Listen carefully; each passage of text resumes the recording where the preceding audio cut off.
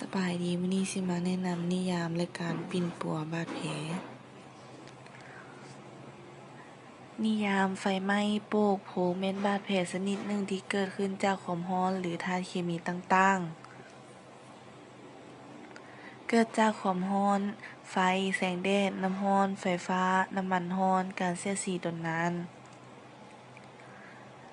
เกิดจากธาตุเคมีน้ำกรดน้ำด่างธาตุเคมีอื่นๆระเบิดหน้าปาน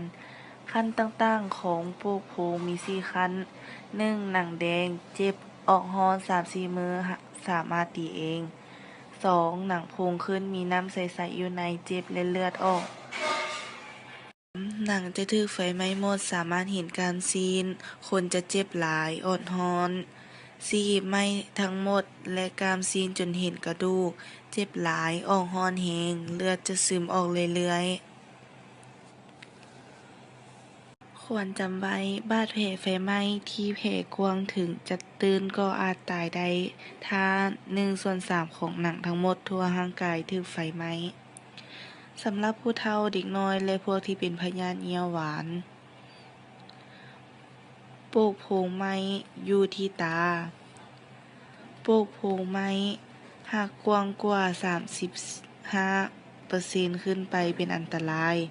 โปกโพรงไหม้ขั้น4โปกโพรงไหม้ที่เปื้อนเปื้อยสามารถอักเสบและซึมเชื้อได้การปิ่นปัวถ้าเห็นคนเจ็บถูกโปกโพรงย้อนความร้อนและธาตุเคมีควรบรรเทาความร้อนออกจากปากบาดด้วยการเอาน้ำสะอาดทอกใส่ค่อยๆหรือล้างใส่ก๊อกน้ำลิ้นใส่ค่อยๆป้องกันบ่ให้ช็อกเอาผ้าเสื้อที่หนีบหรือผ้าสะอาดปกปิดบาดแผลแล้วส่งหมอด่วน